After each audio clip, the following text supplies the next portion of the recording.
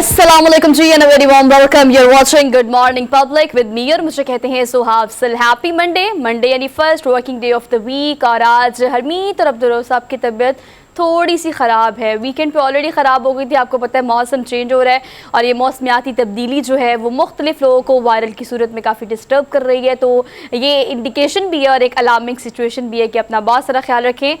Both of you get well soon. कल दोबारा से आप शो में आए ताकि हम तो आपको बहुत मिस कर रहे हैं। ऑडियंस का खैर मुझे नहीं पता, लेकिन मैं आप दोनों को बहुत मिस कर रही हूँ। तो कल इंशाल्लाह ज्वाइन करेंगे हमें। आज के प्रोग्राम का बाकायदा हम आगाज़ करते हैं। और अगर हम कल की हैपनिंग की बात करें तो टॉप ऑफ द स्टोरी कल being a journalist, being a screen person, मैंने जो कल खबर सुनी इंस्टाग्राम पर, सोशल मीडिया पर, हर जगह, तो मुझे इंतहाई अफसोस हुआ कि ये अक्टूबर का पूरा महीना जो है, आप जानते हैं कि पहले अरशद शरीफ सब हम में नहीं रहे और वो जब गए इस दुनिया से तो वो जिस तरह से गए हैं इस दुनिया से, उसने सहाफ़ी बरादरी को गम में और शदीद गम में मुब्तला किए रखा।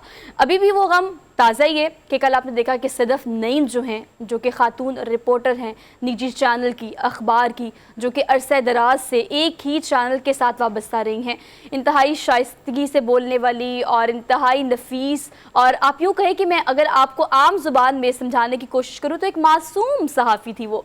मतलब इतना अरसा मीडिया में रहने के बावजूद भी मीडिया की टैक्टिक्स, पॉलिटिक्स से बहुत दूर थी। मैंने उनको हमेशा जाफिशानी के साथ बहुत ज़बरदस्त अंदाज में काम करते हुए देखा है। हमेशा अपने काम को लेकर इतनी पैशनेट थी और जो तहरीरें मुख्तलिफ उनके कोलीग्स ने कल सोशल मीडिया पे लिखी, जो मैंने पढ़ी, उसके बाद मुझे इस बात का अंदाज़ा हुआ कि इस चैनल के मॉर्निंग शो से लेके, अखबार से लेके, हर फीड और हर बीट में जाकर उन्होंने काम किया। उनको समझाया जाता था कि इदारे की आदतें इस तरह से ख़राब ना करें, आप उतना ही काम करें जितनी आपको तनख्वाह मिलती है। लेकिन आप जानते हैं कि मीडिया के कुछ चैनल्स ऐसे भी रहे हैं जो कि तनख्वाहों के मामले में इतने अच्छे नहीं हैं, और तनख्वाह कम मिलनी, ना मिलनी, इन तमाम चीज़ों के बावजूद भी हमेशा एक्टिव रहती थी।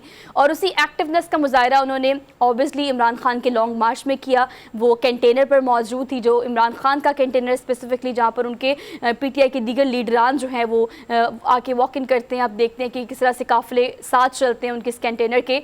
अब वो कवरेज कर वापस आ रही थी। इस बात पर भी इन्वेस्टिगेशन की जा रही है। बहुत सारे सहाफ़ी, उनके दोस्त जो हैं वो सवाल भी उठा रहे हैं, बहुत सारे, जो कि मैंने भी कल सोशल मीडिया पे देखे हैं, आपने भी देखे होंगे, कि क्या वो शॉट जो कि इमरान खान के करने की कोशिश में उस तगोदो में उस कंटेनर पर सवार थी, तो वो कर वापस आ रही थी या चढ़ने की कोशिश कर रही थी। वहाँ पर सिक्योरिटी ने उन्हें किस तरह से देखा, लेकिन हमने आफ्टर इफेक्ट्स जो देखे हैं, हमने आफ्टर सिचुएशन जो देखी है, जब वो उस कंटेनर से गिरी तो गिरने के फ़ौरन बाद इमरान खान खुद नीचे आए, उन्होंने रेस्क्यू को बुलाया, जो भी अमला था वहाँ मौजूद, फौरी तौर पर निकालने की कोशिश की। लेकिन चूँकि वो कंटेनर के नीचे आई तो वो जानबर ना हो सकी और जान की बाजी हार गई। उनके 2 बच्चे हैं, एक बेटा है, एक बेटी है। उनके वालिद साहब जो हैं वो कहते हैं कि बाय चॉइस वो मीडिया में आई और उनको बहुत शौक था, और मैंने उनको कहता भी था कि एहतियात करो। लेकिन आपको याद होगा इमरान खान के जलसे में क्रेन से खातून एंकर भी गिरी थी, और उसके बाद काफ़ी चर्चा हुई इसके बारे में। लेकिन अगर आज के दिन की बात करें तो ये हादसा जो पेश आया है, ये बहुत अलार्मिंग सिचुएशन है इस बात को लेके कि आपके इदारे, खा वो निजी चैनल हो या आपका गवर्नमेंट का इदारा हो, खातून रिपोर्टर को या कि मेल रिपोर्टर को भी अगर आप फील्ड में भेज रहे हैं तो आपके सिक्योरिटी मेजर्स क्या क्या हैं। आपके साथ टीम है, अगर रेस्क्यू की बात की जाए और बाकी इदारों की बात की जाए, जो कि आपको फौरी तौर पर अगर खुदा न खास्ता ऐसी नागहानी सूरत हाल आती है तो आपको रेस्क्यू करते हैं या आपको फौरी इमदाद फराहम करते हैं, वो तो वहाँ मौजूद थे। लेकिन इदारे की जानिब से किस सिक्योरिटी बेसिस पर खातून को इस तरह के लॉन्ग मार्च में भेजा जाता है, ये एक बहुत बड़ा क्वेश्चन मार्क है। इसके बाद इदारों को, इदारों के मालिकान को, और ख़ासतौर पर जो खुद काम करती हैं ख़वातीन, उनको भी अपनी सिक्योरिटी का ख़ास ख्याल रखना चाहिए। तो हम इस साल सवाब के लिए दुआ करते हैं, सदफ़ नईम को अल्लाह ताला जन्नतुल फ़िरदौस में आला मकाम अता फ़रमाए। आप लोग भी जो देख रहे हैं उनके लिए फ़ातिहा पढ़ें और उनको जो है उनकी रूह को इस साल सवाब ज़रूर करें। उनके ख़ानदान को और उनके जो बेटे हैं, बेटी हैं, उनके जो शौहर हैं, उन्हें भी जो है वो सब्र जमील अता फ़रमाए।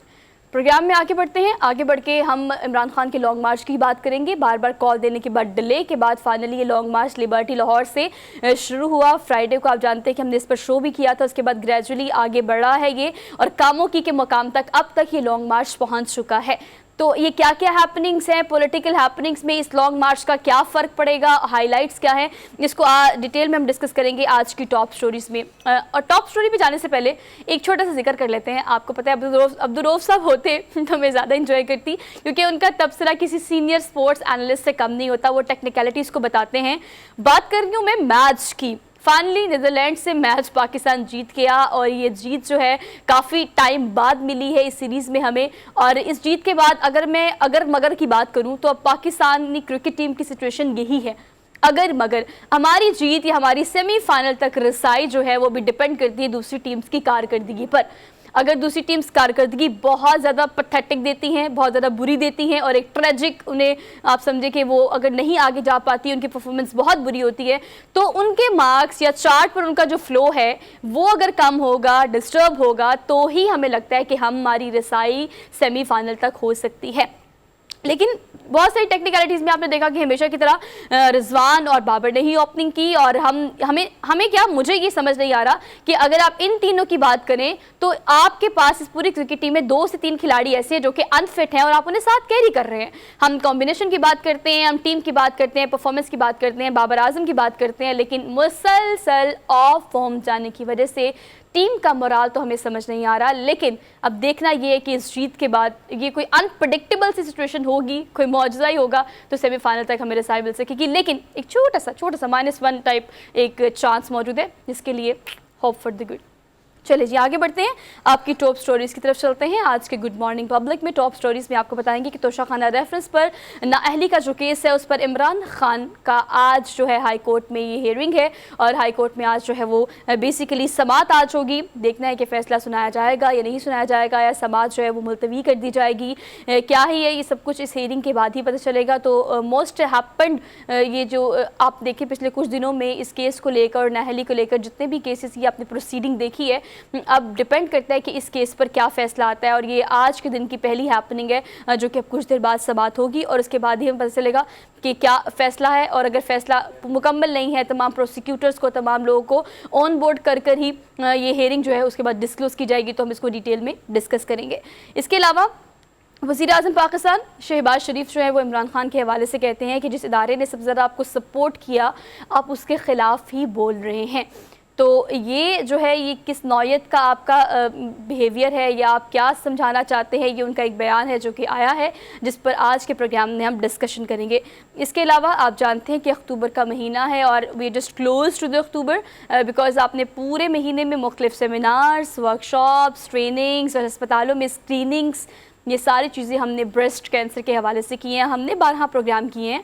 लेकिन अगर मैं बात करूँ ब्रेस्ट कैंसर की अवेयरनेस की तो कंपैरेटिवली पिछले कई सालों से हम देख रहे हैं कि ब्रेस्ट कैंसर की अवेयरनेस बहुत ज़्यादा और ये ख़वातीन आपस में एक दूसरे के साथ ऑन स्क्रीन वर्कशॉप्स में या मुख्तलिफ इदारे, वो प्राइवेट हो या गवर्नमेंट हो, वहाँ पर बाकायदा सेमिनार्स किए जा रहे हैं ताकि ख़वातीन को अवेयर किया जा सके कि ये ऐसा मूजी मर्ज़ है जो कि आपको एक्सट्रीम पर ले जाता है। तब आपको पता चलता है कि अगर आप ब्रेस्ट कैंसर का शिकार हैं तो उस वक्त इसको रिवर्स करना या इसका इलाज मुआवजा करना बहुत मुश्किल हो जाता है।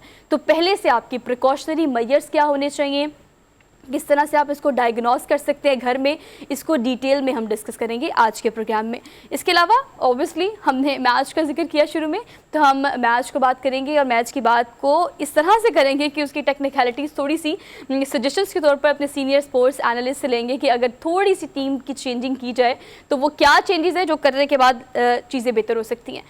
इसके अलावा obviously let's talk about Monday daily dose. तो आज का डेली डोज टीम ने जो निकाला है ऑब्वियसली हमेशा की तरह बहुत इंटरेस्टिंग है और आप जानते हैं कि हम पूरी दुनिया से जो भी इंटरेस्टिंग और रिकॉर्ड और टेक्नोलॉजी की खबरें होती हैं वो आप तक लेके आते हैं। तो मंडे डेली डोज पे पहली खबर है, आपने देखा होगा एक वीडियो वायरल हुई हुई और मैं हमेशा अपने प्रोग्राम में कहती हूँ जो चीज़ वायरल होती है उसको ज़्यादा एड्रेस करते हैं हम अपने शो में। एक नाबीना स्केटिंग करने वाला एक शख्स है जिसकी एक वीडियो सोशल मीडिया पर आजकल बहुत वायरल है, आप भी वो देखेंगे तो आपको भी हैरानगी हो जाएगी कि आप ये एक्सक्यूज़, मतलब आपका शौक़ है। और इस शख्स को बीमारी दरअसल ये थी, क्लॉक इसका नाम है, और ये बीमारी शुरू से नाबीना नहीं था ये, लेकिन आहिस्ता आहिस्ता जो आपकी आंखों की बीनाई चली जाती है, इस नौयत की बीमारी में मुब्तला थे, लेकिन शौक़ था उनका तो स्केटिंग उन्होंने करनी थी और वो इसके लिए काफ़ी प्रैक्टिस भी करते रहे हैं। अपनी सफ़ेद छड़ी, आप जानते हैं कि इसको एफिलिएट किया जाता है नाबीना अफराद से और वो इस छड़ी की मदद से ही हर जगह ट्रैवल करते हैं और अपनी बाकी चीज़ें रोज़मर्रा की घर में बाहर काम पर इस सफ़ेद छड़ी के सहारे से ही सारा कुछ किया जाता है। लेकिन इस सफ़ेद छड़ी के सहारे से स्केटिंग करना, it sounds really good and sounds really आपको हैरान कर देने वाली बात है। तो ये आप जो वीडियो देख रहे हैं ये सोशल मीडिया पे काफ़ी वायरल है। जब इनसे बात की गई मुख्तलिफ मीडिया चैनल से तो उन्होंने कहा कि मैं शुरू से मेरी आंखों की बिनाई बिल्कुल मेरे साथ थी और मैं बिल्कुल ठीक था, लेकिन आहिस्ता आहिस्ता ये बिनाई गई। फिर मैं कार चलाने से और ट्रैवल करने से रहा और फिर मैं उस तरह से अपनी ज़िंदगी के बाकी चीज़ों को परसू नहीं कर सका, लेकिन ये मेरा शौक़ है और मुझे लगा कि मुझे इसकी प्रैक्टिस करनी चाहिए। और ऑब्वियसली जिस तरह से आप उन्हें स्केटिंग करता देख रहे हैं, ये ऐसा नहीं है कि वो शौक़ था और उसको उन्होंने पूरा कर लिया, बहुत प्रैक्टिस चाहिए। और जब आपको नज़र ना आए और एक छड़ी की मदद से आपने ये सारे शौक़ पूरे करने हो तो it sounds really different and sounds really difficult as well. तो ये जी इन्होंने अपना शौक़ पूरा किया है, इसलिए अगर आपका कोई शौक़ है तो इसके बाद भी कोई भी एक्सक्यूज़ ऐसा नहीं है जो आपको अपना शौक़ पूरा करने से रोक सकता है। अच्छा जी, अगली खबर आपको जी, अगली खबर भी बहुत इंटरेस्टिंग है और शौक़ को लेके है।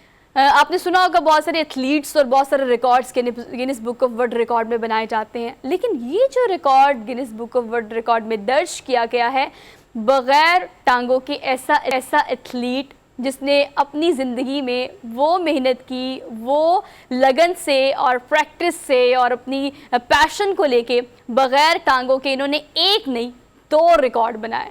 अब वो 2 रिकॉर्ड कौन कौन से हैं? पहला जो है लंबी बॉक्स जंपिंग है, लेकिन बॉक्स जंपिंग जो है वो यकीनन आप देखते हैं कि इसमें बहुत ज़्यादा फोकस्ड रहना पड़ता है आपको, और ये मेरे ख्याल से ज़्यादा नहीं तो 30 इंचज़ का ये एक लंबा बॉक्स है जिसके पे उन्होंने जंप किया। पहले उन्होंने प्रैक्टिस करने की कोशिश की तो पहले मेरे ख्याल से 24 इंचज़, उसके बाद 30 इंचज़, उसके बाद 33 इंचज़ की ये छलांग लगाकर उन्होंने ये रिकॉर्ड कायम किया है। मतलब एक दफ़ा में नहीं, obviously first time, second time, third time, और उसके बाद finally he made that record.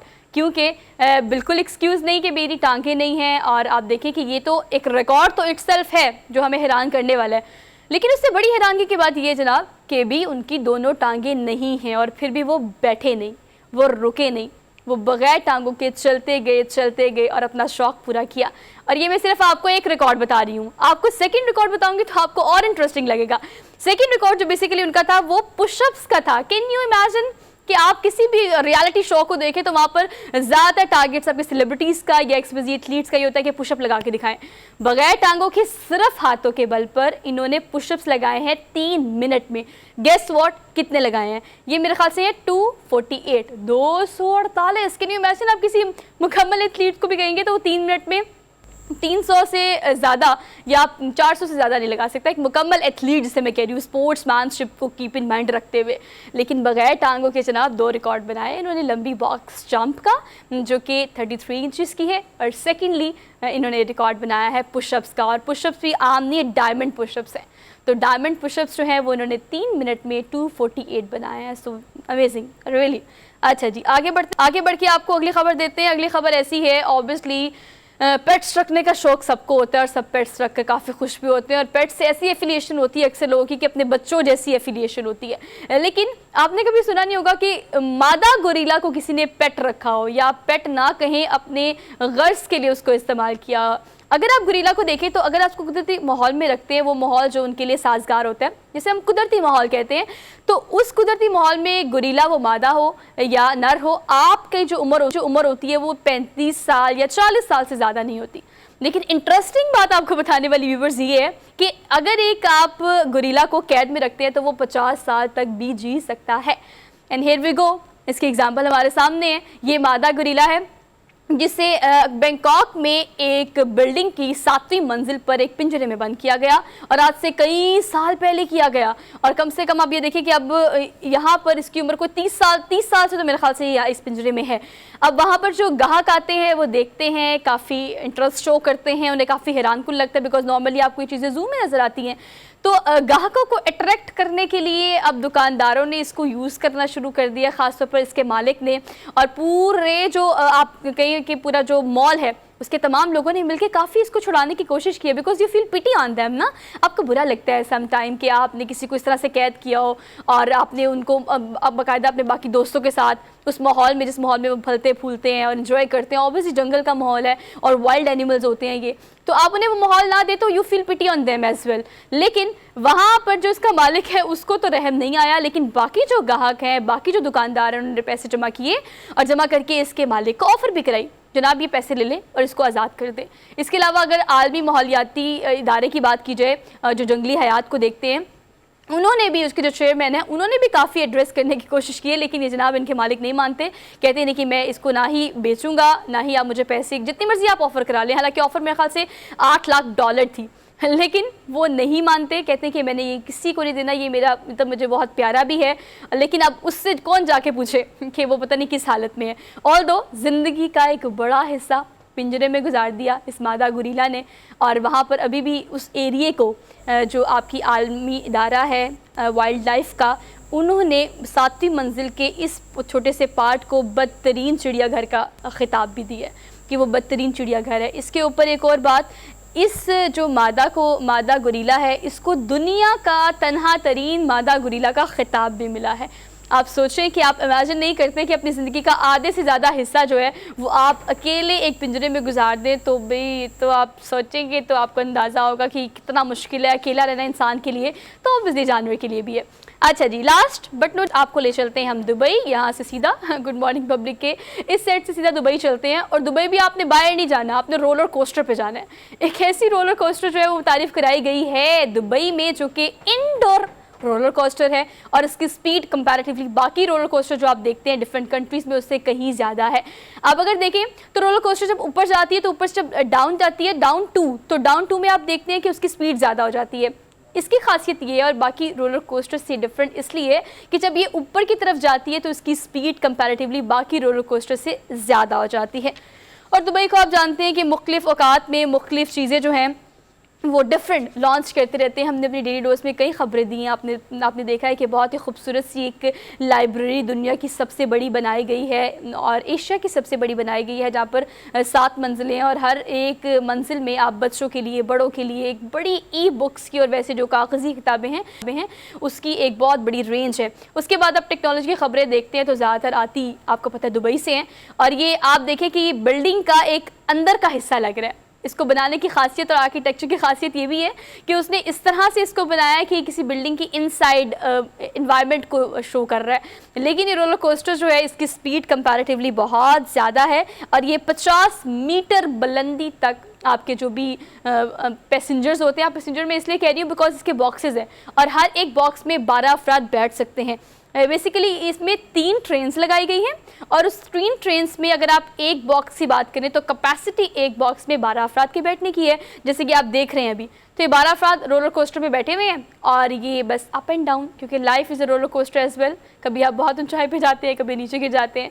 So enjoy this ride as well, और अपनी ज़िंदगी की राइड को भी इंजॉय करें, बिकॉज ये भी आपको कभी ऊंचाई पर, कभी गहराई में और कभी नीचे गिरा देती है। सो आपने दोबारा से खड़े होना है और अपने दिन का बाकायदा आगाज़ करें। हमने आपको डेली डोज दे दिया, अब हमने छोटी सी ब्रेक, और ब्रेक के बाद हम वापस आते हैं। Keep watching good morning public.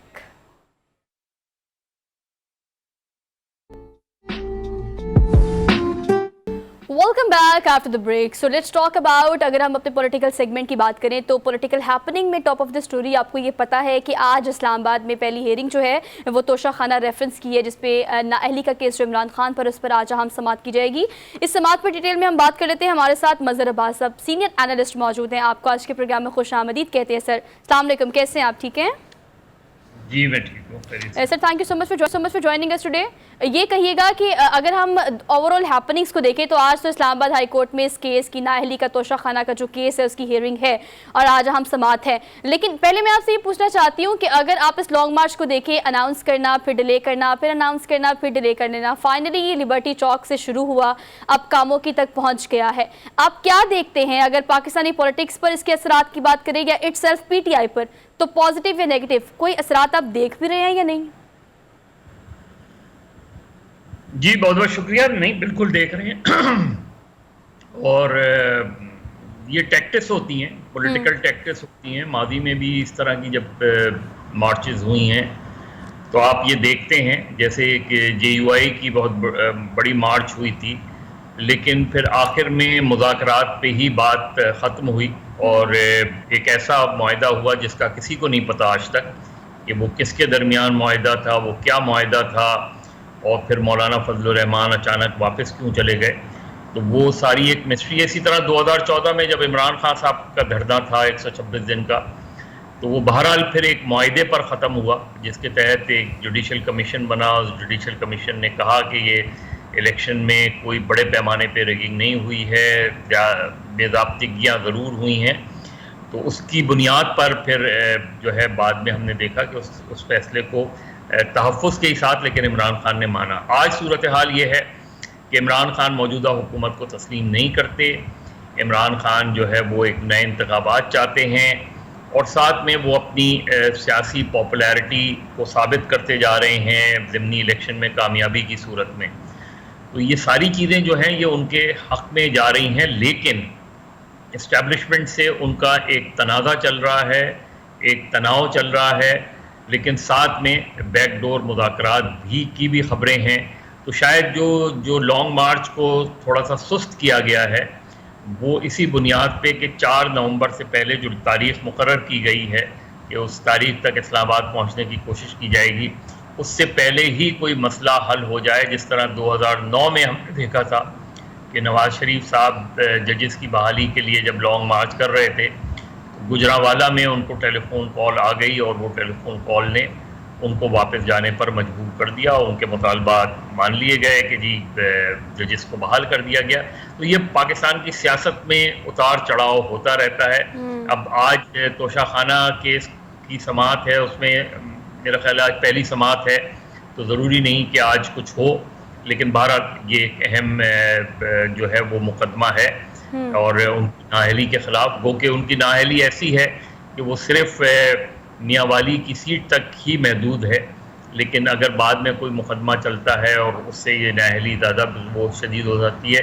लेकिन अगर इस्लामाबाद हाई कोर्ट ने उनके हक़ में फ़ैसला दिया तो ये उनकी सियासी कामयाबी, बड़ी मज़ीद सियासी कामयाबी होगी। लेकिन अगर इलेक्शन कमीशन के फ़ैसले को दुरुस्त माना गया तो इमरान खान के लिए झटका हो सकता है। सर, ताज़ा अपडेट ये कि अब ये समाज जो है वो 10 नवंबर तक ऑलरेडी मुलतवी कर दी गई है, जिसकी हेयरिंग की हम अभी बात कर रहे थे। ये कहिएगा कि अगर हम देखें सिचुएशन इस वक्त, सियासी पॉपुलैरिटी को इमरान खान साहब ने हर जगह बहुत अच्छे से कैच किया। मतलब अगर ज़िमनी इलेक्शन हो, अगर आप लॉन्ग मार्च की बात करें, धरने की बात करें, लेकिन इस दफ़ा का जो लॉन्ग मार्च है उसे आप किस तरह से देख रहे हैं कंपैरेटिवली? अगर हम क्राउड की बात करें, और उससे पहले फैसल वावडा का जो बयान आया था उसको लोगों ने काफ़ी सीरियसली लिया है। फिर कल एक हादसा भी उनके ही लॉन्ग मार्च में पेश आया। सदफ नईम जो खातून रिपोर्टर हैं वो भी उनके उस कंटेनर के नीचे आके जहाँ बक हो गई हैं। बहुत सारे फैक्टर्स हैं। क्या आप उतना ही क्राउड देख रहे हैं लोगों को, उतना ही उनकी पॉपुलैरिटी जितनी है उतना ही लोग उनका साथ इस दफ़ा भी दे रहे हैं? आप किस तरह से देखते हैं इस लॉन्ग मार्च के क्राउड को? देखिए, कभी भी लॉन्ग मार्च या इस तरह के क्राउड को हम जज नहीं कर सकते कि आपकी पॉपुलैरिटी, वो फाइनल जो जजमेंट होता है वो इलेक्शन ही होते हैं। अब किसी के नुक्ते नज़र से कोई 5,000 के लेंस से देख रहा होता है, कोई 50,000 के लेंस से देख रहा होता है क्राउड। लेकिन एक पॉलिटिकल एक्टिविटी, एक बड़ी पॉलिटिकल एक्टिविटी है जिसका जवाब जो है वो हुक्मरान जमात की तरफ से नहीं आ रहा। वो पंजाब में मुसलसल सियासी एक्टिविटी कर रहे हैं और उसमें वो अब हैं, तो उसके नताइज उनको ज़िमनी इलेक्शन में भी मिलते हैं। कल ही खुर्रम एजेंसी में उन्होंने एक मरतबा फिर जो है अपनी अक्सरियत साबित की और वो इलेक्शन जीत गए, ज़िमनी इलेक्शन। तो ये सारी चीज़ें रिफ्लेक्ट कर रही हैं। तो क्राउड 50,000 हो या 1 लाख हो या इससे ज़्यादा हो या 5,000 हो, असल चीज़ ये है कि इमरान खान सड़कों पे भी हैं और इमरान खान बैलेट बॉक्स के ज़रिए कामयाबी भी हासिल कर रहे हैं। ये अगर इस फैक्ट को कोई डिनाई कर दे तो अलग बात है, लेकिन हकीकत तो यही है कि इस वक्त सियासत का महवर जो है वो वही नज़र आ रहे हैं और सियासत उन्हीं के गिर्द घूम रही है, चाहे आप उसकी तारीफ़ करें या उसके ख़िलाफ़ जाएं। जिस तरह एक ज़माने में जुल्फ़िकार अली भुट्टो के साथ होता था कि या तो लोग भुट्टो के हामी होते थे या मुखालिफ होते थे, तो यही सूरत हाल आज भी नज़र आ रही है। तो मैं तो इस लॉन्ग मार्च को एक पॉलिटिकल एक्टिविटी के तौर पे देख रहा हूँ। इसमें क्राउड कितना है कितना नहीं है इसके नुक्ते नज़र से मैं नहीं देखता। असल लॉन्ग मार्च के टारगेट्स की अगर बात की जाए तो इमरान खान साहब ने बारहा अपने स्पीच में कहा है कि मेरा मकसद बस एक पुरअमन एहतजाज रिकॉर्ड कराना है। वो कहते हैं कि मैं कोई इस्तीफ़े का मुतालबा नहीं कर रहा, मैं कोई इलेक्शंस की बात नहीं कर रहा। आपको बज़ाहिर कहा नहीं जा रहा, लेकिन आपको इसके मकासद में कौन सा मकसद ऐसा नज़र आता है जो कि वो टारगेट अनाउंस करेंगे वो इस्लामाबाद पहुँच कर, मतलब सिर्फ अगर वहाँ पहुँचना है? जी जी, इमरान खान साहब का टारगेट इलेक्शन ही है। इमरान खान साहब का टारगेट नवंबर की तकर्री में अपना हिस्सा डालना है और वो चाहेंगे कि जो उनके जहन में नाम है कुछ उनमें से ही कोई जो है अपॉइंट किया जाए। तो इमरान खान ये कहते हुए कि मैं इलेक्शन नहीं चाहते तो आप किस लिए जा रहे हैं? एहतजाज तो आप वैसे ही कर रहे हैं। तो मेरा ख्याल है वो बहुत वाज़े हैं, वो इसलिए ये बात कर रहे हैं कि उन्हें ये ज़ाहिर है, उन्हें ये उम्मीद नहीं है कि उनके इस्लामाबाद पहुंचने पर जो है हुकूमत इलेक्शन का ऐलान कर देगी। वो भी जानते हैं कि हुकूमत ऐसा नहीं करेगी। वो इदारों को उन्होंने इतना निशाना बनाया है कि इदारों के अंदर भी राय तक़सीम है, क्योंकि वो जिस अंदाज में गुफ्तगू करते हैं, जिस अंदाज में वो बराह रास्त जो है मुखातिब होते हैं, तो फिर उसके जवाब में चीज़ें जो हैं और ज़्यादा पेचीदा हो गई हैं। तो उन्होंने फ्रंट इतने खोल लिए हैं कि उन्होंने अपना टारगेट खुद ही मुश्किल कर दिया है। लेकिन ये कि वो भारत सियासत में जो वो है वो इस वक्त नंबर 1 खिलाड़ी हैं और वो खेल रहे हैं। अपने जो है टैक्टिक्स वो तब्दील करते रहते हैं, लेकिन काउंटर जो है वो सियासी काउंटर नहीं हो पा रहा जो मौजूदा हुक्मरान इत्तेहाद है उसकी जानिब से। हुकूमत का अंदाज़ मुख्तलिफ होता है, सियासी जमातों का अंदाज़ मुख्तलिफ होता है। न मुस्लिम लीग नून की पंजाब में कोई एक्टिविटी नज़र आ रही है और न इत्तेहाद की। तो ये चीज़ें सारी इमरान खान के हक़ में जा रही हैं। अरे सर, हक़ में तो जा रही हैं, ज़रा जो चीज़ें उनके अगेंस्ट जा रही है उसका थोड़ा सा तस्करा इस तरह से कर लें कि आपको पता है कि तारीख़ में कभी ऐसा नहीं हुआ कि आपके चले ISPR के DG तो आकर अक्सर ऑन एंड ऑफ बात करते रहते हैं कि DG ISI की और DG ISPR की मुश्तरका प्रेस कॉन्फ्रेंस जो है जिसमें उन्होंने डायरेक्टली एड्रेस किया, क्योंकि हम इमरान खान साहब को भी हमेशा डायरेक्टली और बड़ा ब्लंट होकर बात करता हुआ देखते हैं। पॉपुलैरिटी तो उनके पास है, लेकिन अगर हम बयानिए की बात करें तो उन्होंने साइफर का बयानिया बनाया, फिर ऑन एंड ऑफ जो भी बयानिया बनाते हैं वो काफ़ी हद तक लोगों में इंडल्ज कर देते हैं। इस दफ़ा बयानिया बनाने में आपको कमज़ोर नज़र आ रहे हैं, क्योंकि बहुत सारी चीज़ें ऐसी हैं जो कि उनके मुसलसल खिलाफ जा रही हैं, उसके बावजूद भी आपको लगता है चीज़ें उनके फेवर में हैं? आप सर्वे कर लें, आप देख लें, साइफर हो, तोशा खाना हो, फॉरेन फंडिंग केस हो, उसके बावजूद भी इलेक्शन तो उन्हीं की जमात जीत रही है। चीज़ ये है कि मैंने जिस तरह कहा कि असल मसला तो लोगों की राय है। जी। तो लोगों की राय अगर उनके हक में पड़ रही है तो इसका मतलब ये है तो जो उनके खिलाफ आ रहा है, जो संजीदा बातें हुई हैं, और जहाँ तक DG ISPR या DG ISI, ख़ासतौर पर DG ISI का प्रेस कॉन्फ्रेंस में आना और बातें करना है, तो मेरा नहीं ख्याल कि ये एक मुनासिब फैसला था। बिल्कुल ऐसे इसलिए कि उसका जवाब तो रोज़ मिल रहा है, और अगर उसका जवाब रोज़ मिल रहा है, DG ISI रोज़ आके उस जवाब की वजाहत नहीं कर सकते। तो इसी वजह से अगर आप किसी चीज़ पर जो है आपको ये अंदाज़ा होना चाहिए था कि एक सियासतदान के पास तो खुली फील्ड होती है, वो रोज़ मीडिया पर आकर गुफ्तगू कर सकते हैं, लेकिन एक इदारे के सरबराह और ख़ास तौर पे स्पाई एजेंसी के सरबराह रोज़ आके जो है गुफ्तगू नहीं कर सकते।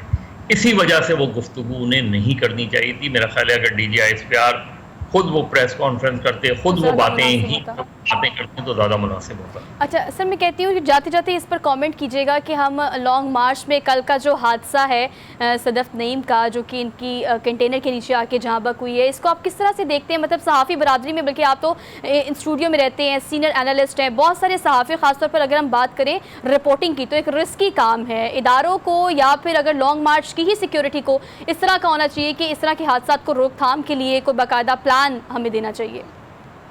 देखिए, बहरहाल वो तो एक अफसोसनाक, इंतहाई अफसोसनाक हादसा ही था, उसको हमें कोई और रंग नहीं देना चाहिए। ये अलबत्ता बात है कि जो मीडिया के इदारे हैं उनको अपने लोगों की ट्रेनिंग करनी चाहिए कि इस तरह के मॉब मेंटालिटी बड़ी मुख्तलिफ होती है। जो हमारे जूनियर रिपोर्टर्स हैं, कैमरामैन हैं, उनको उस मॉब मेंटालिटी का अंदाज़ा नहीं है कि मॉब मेंटालिटी को किस तरह टैकल किया जाता है, फिर इतने बड़े मार्चेस को किस तरह कवर किया जाता है, उसमें किन चीज़ों का ख्याल रखना पड़ता है। फिर साथ में जो ऑर्गेनाइजर्स हैं उनकी भी ये जिम्मेदारी है कि अगर इस लॉन्ग मार्च के साथ जो है एम्बुलेंसेस कुछ एम्बुलेंसेस भी चल रही होती, उनके अंदर फर्स्ट एड का इंतज़ाम होता, तो शायद फौरी तौर पे अगर फर्स्ट एड मिल जाती तो ऐन मुमकिन है कि वो जान बच सकती थी। या इस तरह के हादसात आगे चलकर भी खुदा न खास्ता हो सकते हैं। माजी में भी हमने इन चीज़ों, तो ये जो इंतज़ामिया की जो ऑर्गेनाइजर्स हैं उनकी अपनी जिम्मेदारी भी ज़्यादा बढ़ गई है अब कि आगे चल के कोई ऐसा हादसा ना हो जाए। और साथ में मीडिया इदारों के लिए भी सदफ नईम ये जो सानिया है इसमें बहुत कुछ छुपा हुआ है। खुदा के लिए अपने लोगों की प्रॉपर ट्रेनिंग करें और उनकी जिंदगियों की इंश्योरेंस करें। लाइफ इंश्योरेंस जो है ये एसेंशियल होनी चाहिए किसी भी मीडिया इदारे में। हमारी मीडिया इदारों के हालात बहुत ख़राब हैं और हालात ख़राब ये हैं कि वो तनख्वाहों का मामला हो, इंश्योरेंस का मामला हो, इन बुनियादी उसूलों को नज़रअंदाज कर देते हैं।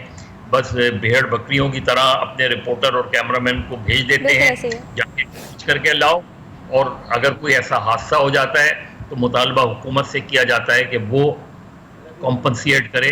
इदारे के लिए उस रिपोर्टर ने अपनी जान दी, बिल्कुल ऐसे वो कवरेज के लिए गई थी, तो ये जिम्मेदारी उस इदारे की बनती है, बुनियादी जिम्मेदारी उस इदारे की बनती है कि उसके अहले खाना को लुक आफ्टर करें। जी sir, thank you so much for your time sir. Mazhar Abbas तजियाकार हमारे साथ फ़ोन पे मौजूद थे, बल्कि हमने इनको लाइव लिया हुआ था, लेकिन उनका जाते जाते जो कहना था बिल्कुल वैलिड पॉइंट्स थे कि एक मजबूत निज़ाम होना चाहिए ऑर्गेनाइजर्स का भी, और ख़ास तौर पर बुनियादी तौर पर मीडिया मालिकान का या उस चैनल के मालिकान का, कि वो इस चीज़ को इंश्योर करें कि लाइफ इंश्योरेंस होनी चाहिए। एक क्विक ब्रेक लेनी है, वापस आते हैं। Keep watching good morning public.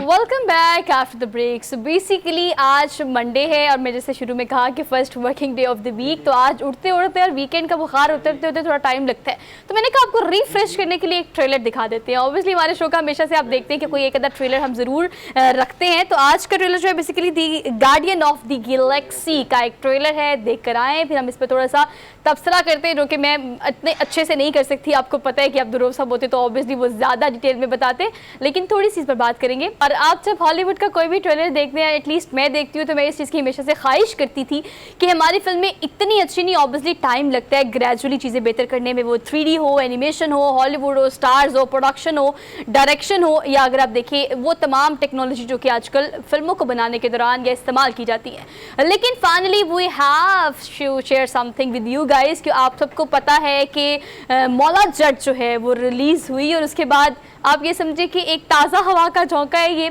हमारी पूरी बॉलीवुड के लिए। बिकॉज मैंने कल परसों एक पोस्ट देखी, तो आपको पता है कि आप अगर बॉलीवुड की बात करें और करण जौहर की बात करें, तो he is one of those production centres और प्रोडक्शन हाउसेज जिसको वो ऑन करते हैं, डायरेक्टर के तौर पर भी काम करते हैं। तो उन्होंने जो फिल्में बनाई हैं, उसके बाद मैंने वो जब पोस्ट देखी तो मुझे खुशी हुई कि वो मौला जट बैठ कर देख रहे हैं। मतलब अगर आप उसके इंटीरियर की बात करें, एक्टिंग की बात करें, कास्ट की बात करें, मेकिंग की बात करें, डायरेक्शन की बात करें, और let's talk about production as well, तो मौला जट की ऐसी प्रोडक्शन हुई है कि अब हमें नज़र आया है कि इसने काफ़ी स्टैंडर्ड अप कर दिया है, काफ़ी इस ग्राफ को ऊपर ले गए हैं कि हमारी फिल्में भी इस तरह की हम बना सकते हैं। हमें अंडर एस्टिमेट नहीं करना आपने, क्योंकि टैलेंट भी हमारे पास बहुत है, आइडियाज़ बहुत हैं, और हमारे अगर डायरेक्टर्स की बात करें और प्रोड्यूसर्स की बात करें, तो ऑब्वियसली उन्होंने सोचना शुरू कर दिया कि अगर अपनी फिल्मों को इंटरनेशनल लेवल पर हमने दिखाना है, तो उसके लिए, उस पर्दे के लिए हमें कितनी तैयारी करनी पड़ेगी। तो मौला जट को तो काफ़ी कैच किया। और अगर अब पाकिस्तान की हिस्ट्री की बात करें, तो लॉलीवुड में सबसे ज़्यादा बिजनेस करने वाली मूवी भी मौला जट भी है। लेकिन अफसोस की बात यह कि मैंने अब तक नहीं देखी, पता नहीं आप लोगों ने देखी या नहीं देखी। मुझे ऐसा लगता है कि हाउसफुल जा रहा है बहुत सारी जगहों पर, और आपको नहीं मौका मिल रहा मौला जट देखने का, बिकॉज आप कहीं भी जाते हैं तो आपको हाउसफुल नज़र आता है। लेकिन छोटी सी चीज़ जो मैं ऐड करना चाहती हूँ वो ये कि आप जानते हैं कि बहुत सारी ऐसे स्क्रीन्स हैं जिसको मौला जट नहीं दिखा रहा, या मौला जट जो है उसको अलाउ नहीं किया गया। ये भी एक ऐसा ऐसा एक पॉइंट है जिस पर हम बात कर सकते हैं कि अगर आपके मुल्क ने ऐसी एक मूवी बनाई है, अगर आपके लोगों ने, पाकिस्तानियों ने ऐसी एक मूवी बनाई है जो कि इतनी अच्छी है, तो आप सबको कॉपरेट करके अंडर वन रूफ एक प्लेटफॉर्म पर इसको कैश करना चाहिए। मतलब जो स्क्रीन्स नहीं दिखा रही मौला जट, वो अपना ही नुकसान कर रही हैं। वो अगर हम डिस्ट्रीब्यूशन की खास तौर पर बात करें, तो डिस्ट्रीब्यूशन भी इस तरह से बहुत अच्छे और बहुत ऊपर लेवल पर की जा सकती थी। और दो के बहुत बिजनेस की है इस मूवी ने, ऑल दो के लोगों ने बहुत इसको पसंद किया है, बहुत पजीराई मिली है पूरी कास्ट को। अगर आप उसके इंटीरियर की बात करें, मैं बार बार कह रही हूँ कि उसका इंटीरियर भी बहुत अच्छा है, उसकी कास्ट बहुत अच्छी है, और अगर आप प्रोडक्शन देखें तो हर चीज़, छोटी छोटी चीज़ों को बड़ा, एक मैं कल आई थिंक मैं कोई फेसबुक पर या फिर यूट्यूब पर एक ऐड देख रही थी उस ऐड के बाद जब मैंने क्लिक किया तो वहाँ पर बेसिकली खातून है जिसे जाकर सिर्फ ये इस पर एक रिपोर्ट बनाई है कि जो भी चीज़ें इस्तेमाल हुई हैं मौला जट पे वो कहाँ से ली गई थी, मतलब वो पुराने ज़माने की सुराही और बर्तन और वो तुम्हारी एंटीक चीज़ें कहाँ से ली गई थी। तो वो सारी चीज़ें जो देखने में काफ़ी इंटरेस्टिंग है, लेकिन स्क्रीन को डिस्ट्रीब्यूशन को अगर मज़ीद बेहतर किया जाता तो ये मूवी ऑब्वियसली जो ब्लॉकबस्टर है वो मज़ीद भी बेहतरीन हो सकती थी। लेकिन हमें बहुत खुशी है इस चीज़ की कि पाकिस्तान की ऐसी मूवी को दुनिया भर में पसंद किया जा रहा है। सो हमने एक क्विक ब्रेक लेनी है और ये न्यूज़ ब्रेक है। आप खबरें सुन के वापस आएँ और देखते रहिए प्रोग्राम जिसे हम कहते हैं गुड मॉर्निंग पब्लिक।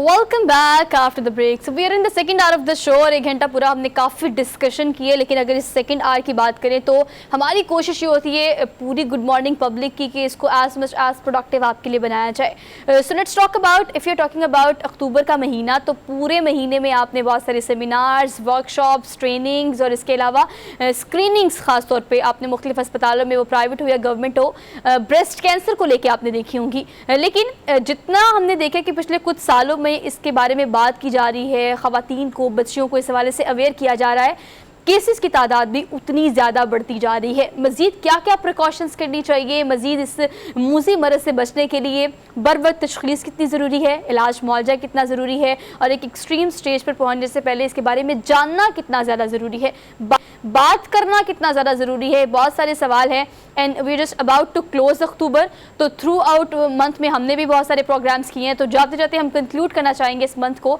कि अगले आने वाले साल में इंशाल्लाह इसकी रेशो कंपैरेटिवली एटलीस्ट पाकिस्तान में हम कम कर सके। इस पर हम डिटेल में बात करेंगे। डॉक्टर सारा हमारे साथ मौजूद है मैनचेस्टर से और ये हेल्थ साइंटिस्ट हैं। इनको आज के प्रोग्राम में वेलकम कहते हैं। अस्सलाम वालेकुम सारा, हाउ आर यू? वालेकुम सलाम, I am great, thank you. Thank you so much for being here, good to see you. बताइएगा कि बहुत सारी पाकिस्तान में तो ख़ास तौर पर काफ़ी ज़्यादा अवेयर कर दिया गया है ख़वातीन को, पहले इसके बारे में आपस में भी, एक दूसरे से भी, और अगर स्क्रीन और किसी भी प्लेटफॉर्म का सहारा लेकर उस तरह से बात नहीं की जाती थी। लेकिन अब ये शर्म वाली बात नहीं है, ख़वातीन को इस हवाले से समझाया गया है कि एक दूसरे से भी ब्रेस्ट कैंसर की बात करें और डॉक्टर से भी करें, कंसल्ट भी करें और इसको सर्च भी करें जो भी आपके पास प्लेटफॉर्म्स या मीन्स टेक्नोलॉजी के मौजूद है, गैजेट्स के थ्रू या फिर आपको यूट्यूब के थ्रू।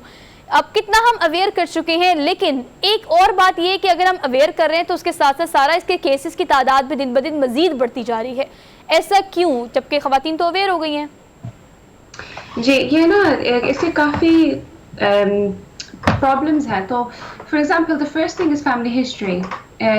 हमने रिसर्च की थी इसमें दैट अगर माँ में ब्रेस्ट कैंसर की हिस्ट्री है तो बेटी में भी होगी। अबाउट 90%, 95% चांस कि बेटी में भी होगी। Secondly the genetics, the mutations, इसमें 2 जिन्स हैं जिनका नाम है BRCA1 and BRCA2. These are gene mutations that are occurring within breast cancer. तो इसमें रिसर्च हम काफ़ी कर रहे हैं, हमें अब तक समझ नहीं है कि किस वजह से ये हो रही है। मगर हमारी रिसर्च पॉपुलेशन में हमें ये पता चला था कि जो औरतें obese हैं, फॉर एग्जांपल हैवी वेट, जिनका खाना वेस्टर्न डाइट जो फॉलो करते हैं, burgers, pizzas, high in fat for example, और कि जिनकी विटामिन डी काफ़ी कम है, उनमें ना काफ़ी ज़्यादा चांस है ब्रेस्ट कैंसर होने का। तो हमारी डाइट हम चेंज करें, हम हमारे वेट को संभाल के रखें, stay maintain a healthy weight. Secondly, smoking is a big factor. तो जो स्मोक करती हैं, for example hookah, anything of the sort, उसके साथ भी चांस बढ़ जाते हैं ब्रेस्ट कैंसर के।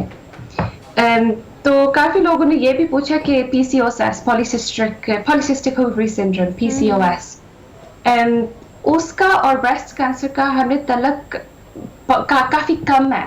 यानी कि हम इसलिए समझते हैं कि PCOS के साथ ब्रेस्ट कैंसर बढ़ जाती है। This is not true. Okay. The real reason is weight gain. जो औरतें काफ़ी भारी हैं, they're quite obese, for example, जिनका वेट काफ़ी है, उनमें हमने ये भी रिसर्च में देखा था कि PCOS उनमें भी है, तो उनमें साथ साथ ब्रेस्ट कैंसर भी हो रही है। तो ये हमें अभी तक समझ नहीं है कि क्यों। तो इसमें रिसर्च चल रहा है, मगर इससे बच के रहने का तरीका है कि हमारे वेट को कंट्रोल करें, हेल्थी खाना खाएं, at least minimum 5 to 7 fruit and vegetable a day.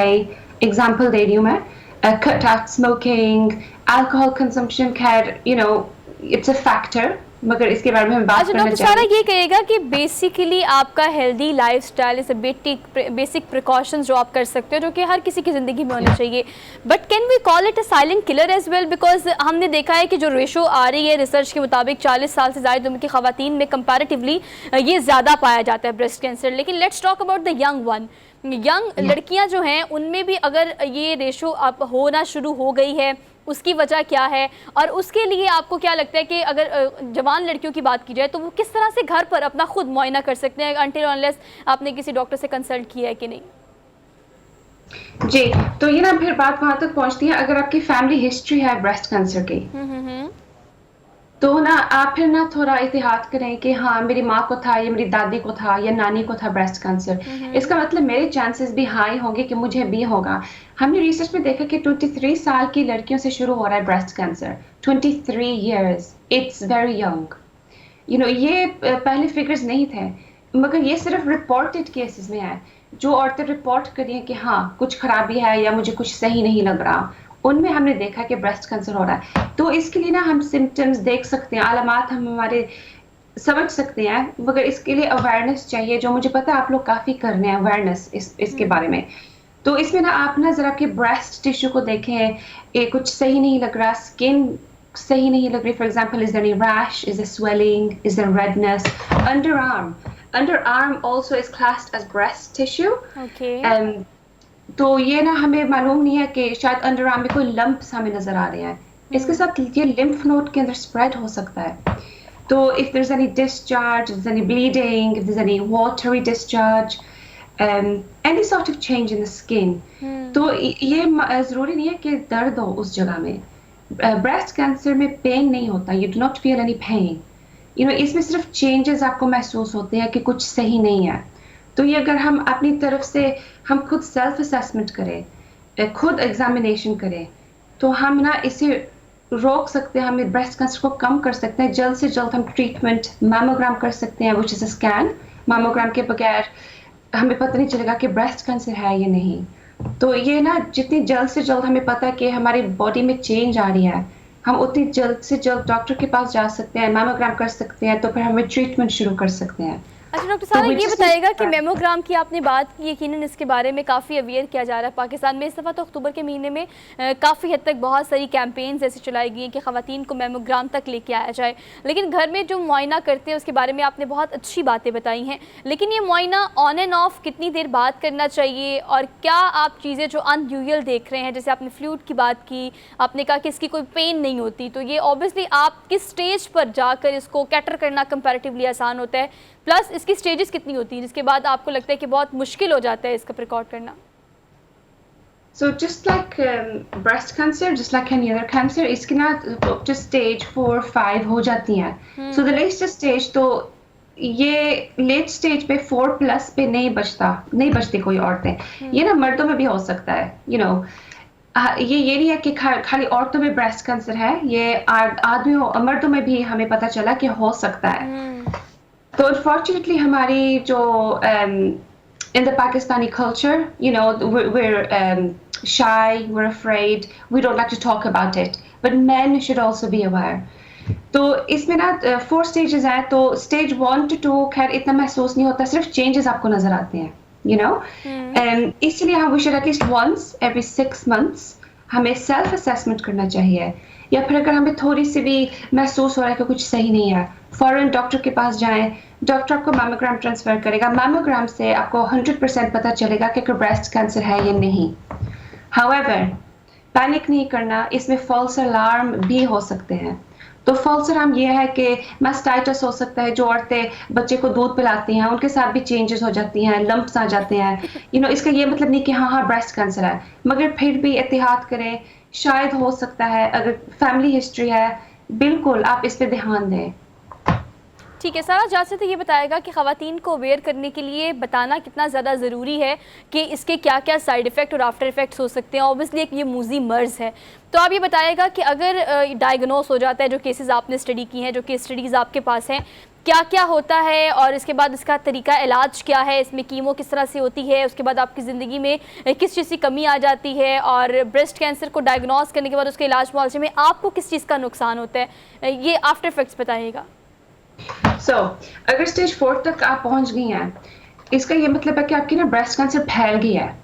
तो हमारे आर्मपिट्स यहाँ नीचे हमारी लिम्फ नोड होते हैं, तो ये ना जिस्म का पानी साफ करता है। इसके थ्रू पूरे जिस्म में पानी ना वो गर्दिश करता है। तो एक बार ये लिम्फ नोड में स्प्रेड हो जाए तो सोचे हमारी ब्रेस्ट और आर्मपिट एक किस्म की इतनी करीब है, एक पास पास है, तो ये इजीली स्प्रेड हो सकता है। तो अगर कुछ भी सेल्स अंदर चले गए हैं लिम्फ नोड में ब्रेस्ट के थ्रू, ब्रेस्ट के जरिए, तो आपका बचने का चांस कम है। हाँ, अगर आप फौरन इन्हें कैच कर ले कि हाँ कुछ सही नहीं है, तो अगर ट्रीटमेंट जल्द से जल्द शुरू करें, this is the key now, the key is to catch it quick. तो इसके साथ ना आप ब्रेस्ट कैंसर अपनी खत्म कर सकते हैं। मैमोग्राम के बाद आपकी डॉक्टर या आपकी ब्रेस्ट कैंसर नर्स आपको ना प्लान बना के देगी कि शायद you can go on drugs, दवाइयाँ देगी। आजकल एंटी कैंसर ड्रग्स काफी चल चुके हैं। या फिर उसके बाद कीमोथेरेपी शुरू करेंगे या फिर operation. These are the 3 options, drugs, chemo और ऑपरेशन। तो ऑपरेशन के साथ वो बिल्कुल वो हिस्सा निकाल देते हैं जहाँ कैंसर का ट्यूमर है। तो उसके साथ अगर फैल गया तो फिर बाद में कीमोथेरेपी ऑफर करेंगे या रेडियोथेरेपी। ये 2 थेरेपी पे डिपेंड करता है कि कितना फैला हुआ है अपना ब्रेस्ट कैंसर, तो अपने जिस्म में कहाँ कहाँ तक पहुंच गया है। कीमोथेरेपी के साथ ये है कि आपको शायद 1 बार महीने में या 2 बार महीने में 6 या 12 महीने तक आपको कीमोथेरेपी करवाएंगे। हाँ, ये काफी इन्वेसिव ट्रीटमेंट है। इसके साथ आपके बाल झड़ेंगे, आपकी स्किन में ज्यादा चेंजेस आएंगी, आपको कमजोरी होगी, क्योंकि ये ना आपकी इम्यून सिस्टम बिल्कुल खत्म कर देता है। तो इसका ये मकसद है कि जितने भी कैंसर के सेल्स आपके जिस्म में फैले हुए हैं उसको टारगेट करके उनको बिल्कुल खत्म कर देता है। Chemotherapy is the best treatment at the moment. अच्छा डॉक्टर साहब, ये कहिएगा कि मैं चाहती हूँ कि साथ साथ हम ये भी बता सकें व्यूवर्स को जो कि हमें देख रहे हैं कि ये एक ऐसा मर्ज़ तो है जो कि मुज़ी है, लेकिन बैक टू द लाइफ, ज़िंदगी की तरफ वापस भी ख़वातीन को लाया जा सकता है।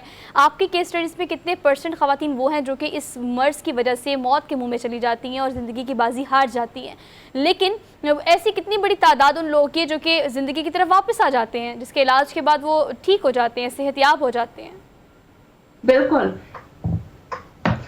90% में दिखाया कि कीमोथेरेपी के साथ औरत बच सकती है, and of course men as well, क्योंकि आजकल की कीमोथेरेपी सबसे इट्स द बेस्ट। 10 साल पहले अगर कीमो को देखें तब औरतें इतनी नहीं बचती थी। आजकल इतनी रिसर्च कर चुके हैं, कीमोथेरेपी के ड्रग्स जो हम इस्तेमाल कर रहे हैं they are great, they are absolutely great.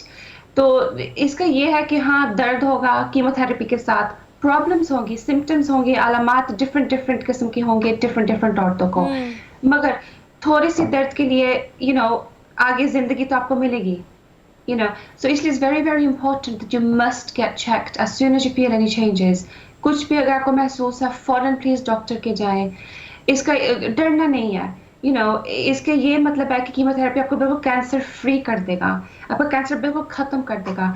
तो हमने ये भी देखा क्योंकि जितनी भी यंग है उतनी स्ट्रेंथ है आप में, you're able to overcome it। True, very true doctor सारा, थैंक यू सो मच। हम कंक्लूड इस पूरे सेगमेंट को इस पॉइंट पर कि इससे डरना नहीं, इससे लड़ना है। अगर आप अर्ली डायग्नोस पर चले जाएंगे तो 90% चांसेस है कि इस मर्ज के बाद आप बच सकेंगे और ज़िंदगी में दोबारा से सेहतयाब होकर सब चीज़ों को वैसे ही कंटिन्यू कर सकते हैं। हमने क्विक ब्रेक लेनी है, वापस आते हैं। Keep watching good morning public.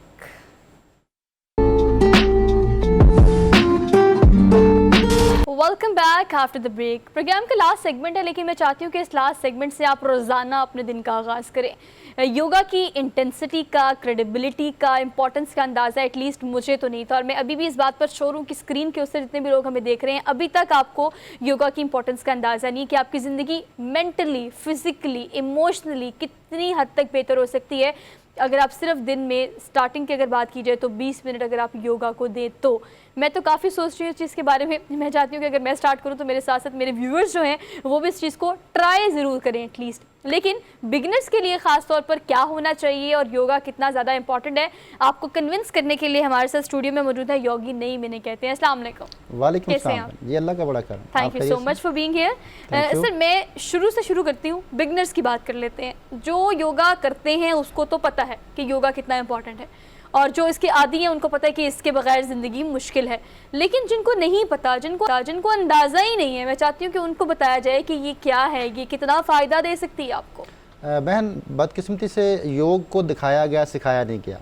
लोग योग को इसलिए नहीं करना चाहते कि इसमें बहुत मुश्किल पोजेस दिखाए जाते हैं। आप बुक्स ले लें, आप कोई चैनल पे कोई वीडियो देख लें, यूट्यूब खोल लें, हाँ। सब जगहों पे योगा जो है ना वो आपको ऐसा नजर आएगा कि लोग कहते हैं यार इसको देख ही सकते हैं, कर तो सकते नहीं एक टांग पे खड़े हो जाना, ऐसे कर लेना, एक हाथ ऊपर कर लेना। तो अल्लाह के फजल से अल्लाह ने जो है ख़ास करम किया कि मैंने इसको जो है मॉडर्न योगा के तौर पर मुतारफ़ कराना शुरू कर दिया। और मेरा जो योग है वो सारा के सारा ऑफिस में बैठे, अपने बेड पे लेटे हुए, अपने रोज़मर्रा की रूटीन में रहते हुए आप क्या कर सकते हैं, मैं इसमें आसानी लेके आया हूँ। कोशिश है कि इंसान जो है वो योग को सीखे और अपनी ज़िंदगी में जो है वो बजाय किसी केमिकल के अपने अंदर जो उसके केमिकल है उनको यूज़ करे।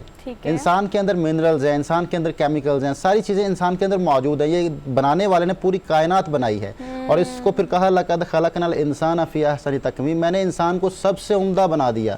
जो उम्दा मशीन कुरान जिसकी गारंटी देता है तो उसमें क्या कुछ होगा जिसको अल्लाह ने उम्दा कह दिया। तो इंसान के अंदर सब कुछ मौजूद है, उसको सिर्फ हमें यूज़ करना आना चाहिए। चीज़ें पास मौजूद हों, अगर इस्तेमाल करनी आ जाएँ तो हम जो है वो अपनी ज़िंदगी को आसान बना सकते हैं। तो योग जो है बेसिकली जुड़ने का नाम है। योग को अगर मैं शॉर्ट वे में बताऊं तो योग है किस चीज़ से जुड़ना, लम्हा मौजूद के साथ जुड़ना और लम्हे के साथ आगे बढ़ते जाना, अवेयर होकर ज़िंदगी गुजारना। आपकी ज़िंदगी की कोई मूवमेंट फिज़िकली हो, कोई भी मूवमेंट हो, वो आपके दिमाग के ऑर्डर के बगैर ना हो, आप उससे अवेयर हों। हर लम्हे को अवेयर होकर गुजारना योग है। और इसमें कोई ऐसी कोई लंबी चौड़ी कोई गुफ्तगू या इसमें कोई मुश्किल पोजेज या ऐसा कोई ऐसी चीज़ नहीं है। जब इसको मुश्किल बना के दिखाया जाता है वो सिर्फ अपनी अप्रिसिएशन लेने के लिए दिखाया जाता है ताकि लोग खुश हों और क्लैपिंग करें और वो कहेंगे यार बड़ा योगी है ये। अच्छा चलो, जो लोग योगा करते हैं और मुश्किल आसन जिसे कहते हैं ना वो करके दिखाते हैं, चले वो तो सेलिब्रिटीज़ हैं ज़्यादातर ना, जिनकी वीडियोज़ देख के आम फैंस इंस्पायर हो जाते हैं। हम उस बंदे की बात कर लेते हैं जो योगा करना चाहता है लेकिन वो उन वीडियोज़ को देख के खौफज़दा है। पहले 20 मिनट दिन के आखिर में, दरमियान में या लास्ट में किस तरह से शुरू करने वाले लोगों को करना चाहिए और कहाँ करना चाहिए? सबसे बेहतरीन जो इसकी टेक्निक है वो ये है कि अर्ली मॉर्निंग जो है वो आप ब्रीदिंग्स करें।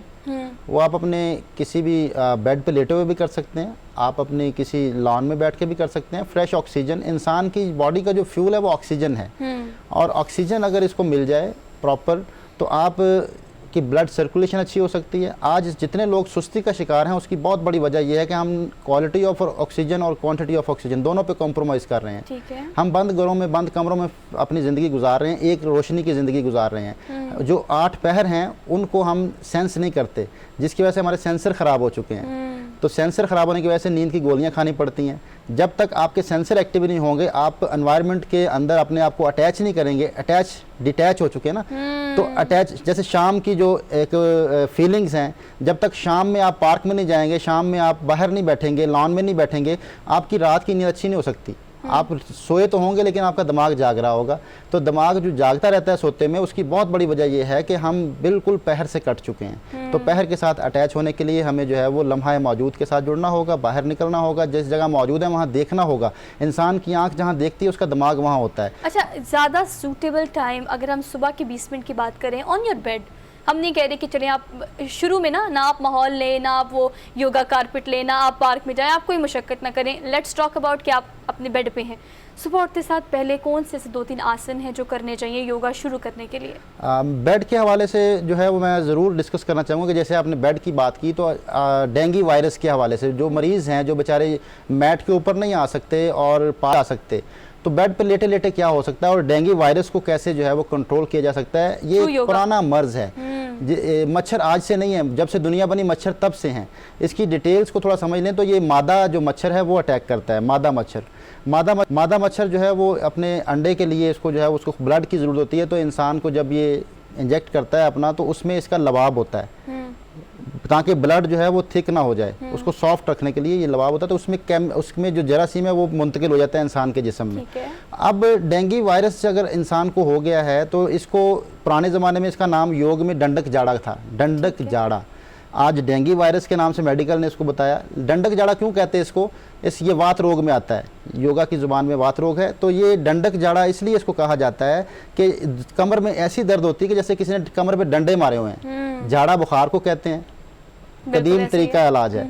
तो जाड़ा ऐसा जाड़ा जिसमें डंडक जैसे डंडे मारे हुए हैं। तो इसके लिए योग जो है वो बड़ी देर से सदियों से एक काम कर रहा है कि आपने एक ब्रीदिंग है, लेटे लेटे आप कर सकते हैं। अगर आपको फीवर हो गया है, डेंगू का नहीं वैसे भी फीवर है, और ये टेम्परेचर को नीचे लाने के लिए, डेंगू वायरस को कम करने के लिए आप जो है वो शैताली ब्रीदिंग जो है, शैताली प्राण उसका नाम है, वो कर लें। ज़ुबान को बाहर निकाल के गोल कर लें, ज़ुबान के ज़रिए से सांस अंदर लेके जाएं, नाक से खारिज करें। मैं अभी करके दिखाता हूँ।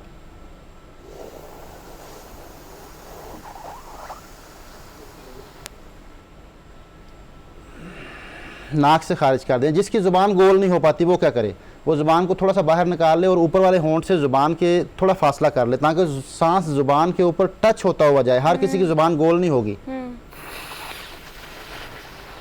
जो कम गो हैं, जो कम बोलते हैं, उनकी ज़ुबान गोल नहीं होती। जिनकी बोलने की ज़्यादा आदत होती है, उनकी ज़ुबान फ्लेक्सिबल होती है, वो गोल हो जाती है। तो हमेशा डेंगू के लिए बेहतरीन ये बुखार के लिए, किसी को वैसे भी बुखार है, अगर इसको आप 10 मिनट्स कर लें फ़ौरन आपका फीवर नीचे आ जाएगा। और डेंगू में जो है वो सबसे ज़्यादा जो मेडिसिन खिलाई जाती है पैनाडोल है, वो सिर्फ डेंगू में फीवर को कंट्रोल किया जाता है, वायरस खुद ब खुद ख़त्म हो जाता है। अगर आप उसको, आपका इम्यून सिस्टम काम करता है, आप फीवर को कंट्रोल कर लेते हैं, फीवर को नहीं रहने देते, तो सबसे अहम चीज़ है इम्यून सिस्टम। इम्यून सिस्टम कैसे बेहतर होता है? इम्यून सिस्टम बेहतर होता है हैप्पी रहने से। इम्यून सिस्टम आपकी खुशी के साथ जुड़ा हुआ है। आप जितने पॉजिटिव इंसान होते हैं उतना आपका इम्यून सिस्टम स्ट्रांग होता है। एक केमिकल है कार्टिसोल।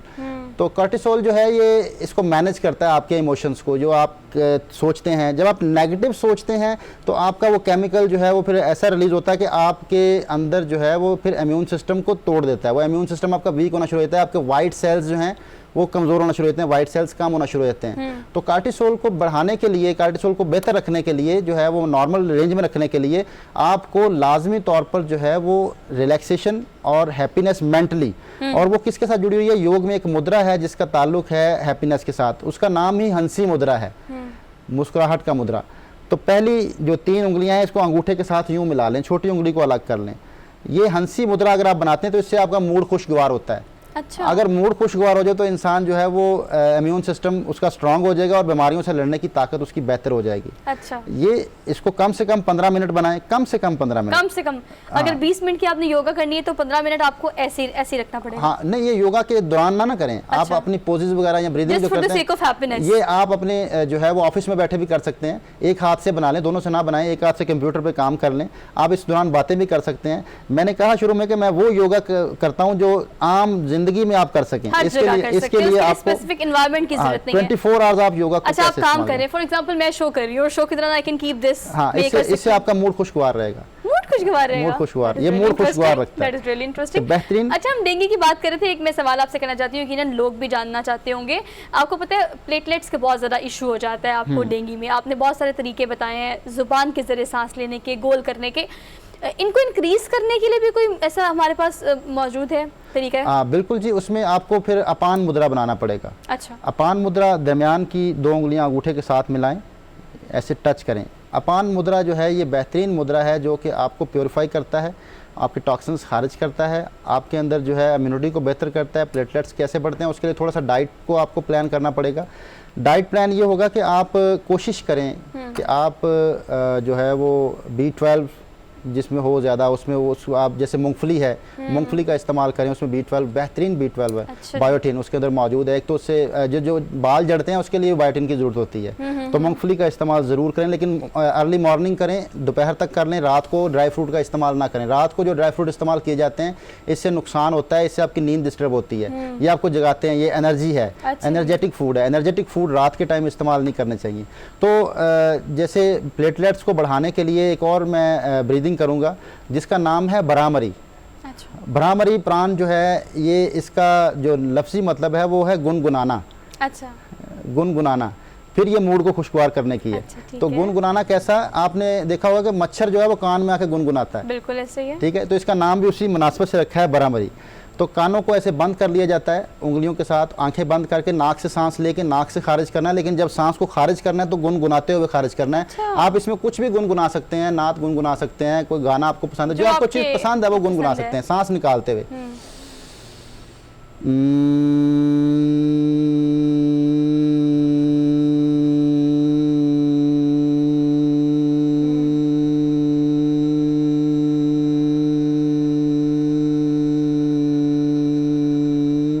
ये प्लेटलेट्स बढ़ेंगे आपके इससे। Okay. ये आपके जो है वो रिलैक्सेशन बहुत ज़्यादा हो जाएगी, डीप रिलैक्सेशन। ये फाइलें क्लोज करता है दिमाग की, आपको नींद नहीं आ रही, आप सोने से पहले कर लें। ये पुरसुकून करता है। ये F5 है, विंडोज़ को F5 दबाते हैं रिफ्रेश करने के लिए। ये आपके आपको इंसान पता है, का आप जो बता रहे हैं, जो मैं देख रही हूँ, जो मैं सुन रही हूँ, जो मेरे व्यूअर्स देख रहे हैं, ये जब तक आप करेंगे नहीं आपको इसकी इंपॉर्टेंस का अंदाज़ा नहीं होगा। आप विंडो क्लोज करने की बात कर रहे हैं, हैप्पीनेस की बात कर रहे हैं, प्लेटलेट्स को अच्छा और ज़्यादा बड़ा करने की बात कर रहे हैं, लेकिन ये इसके फ़ायदे आपको तभी होंगे जब आप इस चीज़ की तरफ स्विच करने की कोशिश करेंगे।